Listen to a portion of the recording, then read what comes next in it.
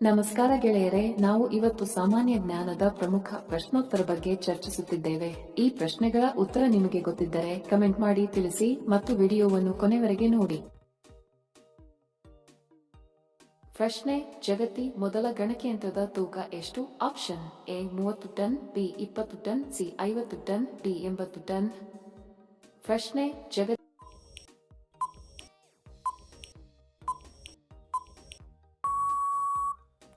ಸರಿ ಉತ್ತರ option B 20 ton.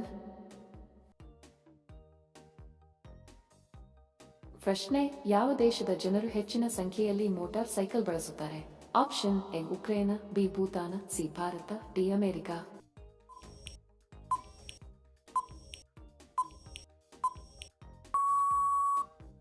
ಸರಿ ಉತ್ತರ ಆಪ್ಷನ್ ಸಿ ಭಾರತ.